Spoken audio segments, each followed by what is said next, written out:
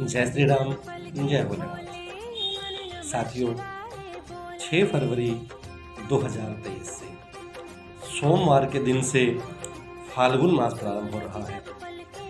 और जो फाल्गुन मास है वो भगवान शिव की पूजा का विशेष महीना होता है। वर्ष भर में 2 माह ऐसे आते हैं जिनमें भगवान शिव की पूजा विशेष फलदायी होती है, जिसमें फाल्गुन और सावन मास का महत्व बताया गया है।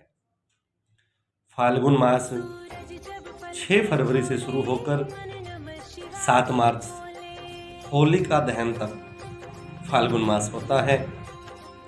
और सावन मास जो लगभग जुलाई और अगस्त में आता है।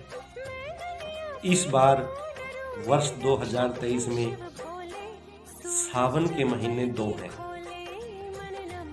और फाल्गुन मास में जो भगवान शिव की पूजा की जाती है उसमें महाशिवरात्रि का त्यौहार आता है, जो 18 फरवरी शनिवार को मनाया जाएगा।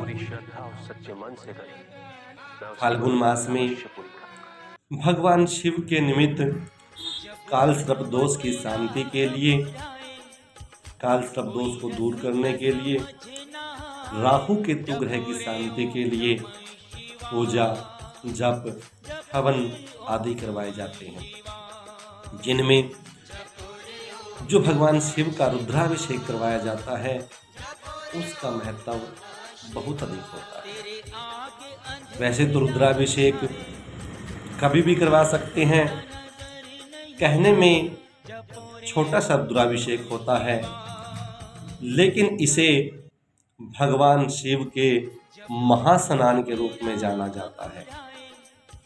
भगवान शिव का महास्नान कोई छोटी चीज नहीं है और ये सौभाग्य हर किसी को प्राप्त नहीं होता।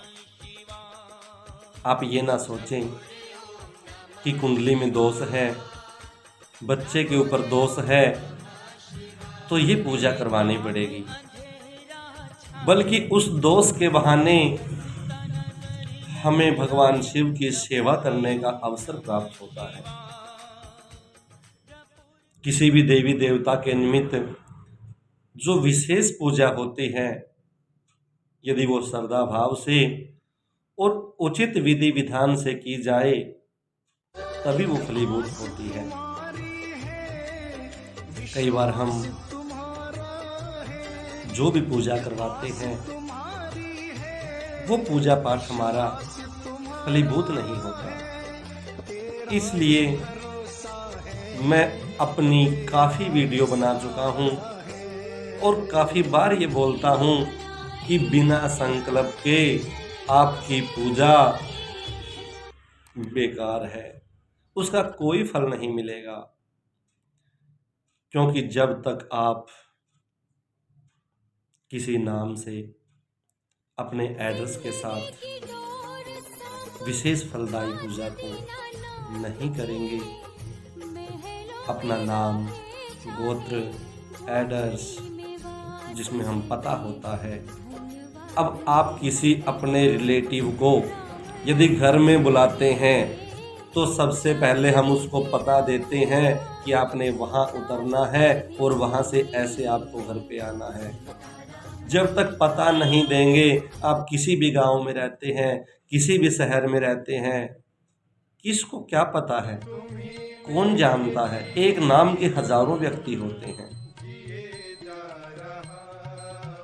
जो आप पूजा पाठ जिस पे भी करवाते हो, आप तो सामने वाले के ऊपर अपना सब कुछ छोड़ देते हो कि जो वो करेंगे सही करेंगे,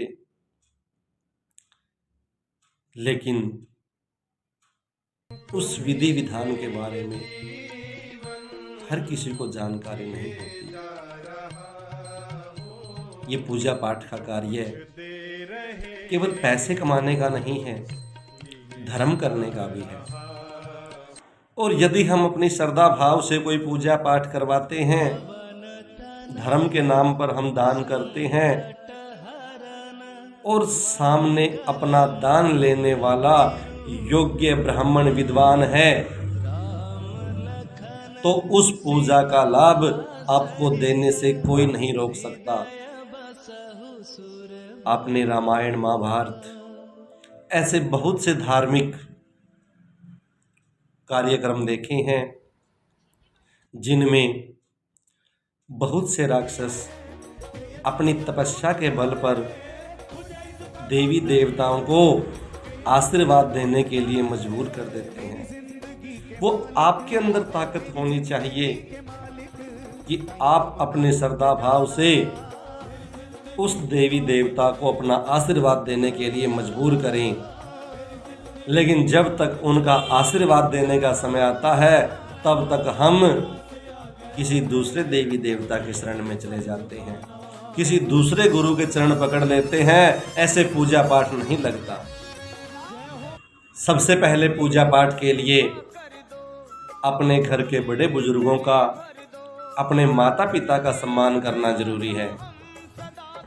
यदि आप उनका सम्मान नहीं करते तो आपकी पूजा पाठ व्रत सब बेकार हैं,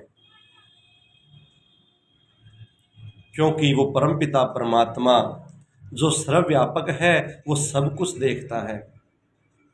इसलिए जरा गौर करें और सबसे पहले अपने बुजुर्गों के सम्मान के साथ फिर देवी देवताओं की पूजा करें और योग्य उचित तरीके से करें ताकि उनका हमें लाभ प्राप्त हो।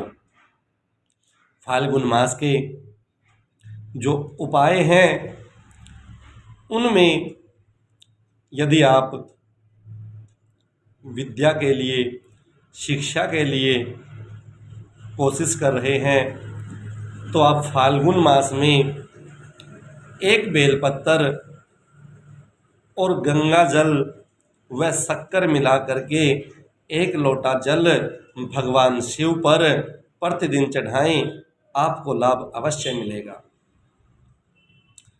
यदि आपके घर में कोई बीमार है, हर प्रकार की दवाई ले चुके हैं लेकिन आराम नहीं हो रहा, तो आप कुशा और गंगा जल मिला करके 1 लोटा जल और 5 बेलपत्र भगवान शिव पर चढ़ाएं। और जो भगवान शिव पर जल चढ़ाते हैं वो जल चढ़ाने के साथ जब भगवान शिव की जलहैरी के अंदर से नीचे जल गिरता है वहाँ से थोड़ा सा जल ला करके रोगी को पिलाएं, अवश्य लाभ होगा। यदि आप रोजगार से परेशान हैं, आपका कारोबार नहीं चल रहा, तो आप बेलपत्र पर सफ़ेद चंदन के साथ ओम नमः शिवाय लिख करके प्रतिदिन शिवलिंग पर चढ़ाएं। गंगा जल, दूध, देसी खांड और पानी, इनके साथ थोड़े से काले तिल डाल करके भगवान शिव पर चढ़ाएं, आपको लाभ अवश्य मिलेगा। रोजगार के अवश्य आपके कार्य मार्ग खुलेंगे, आपका मार्ग अवश्य खुलेगा। भगवान शिव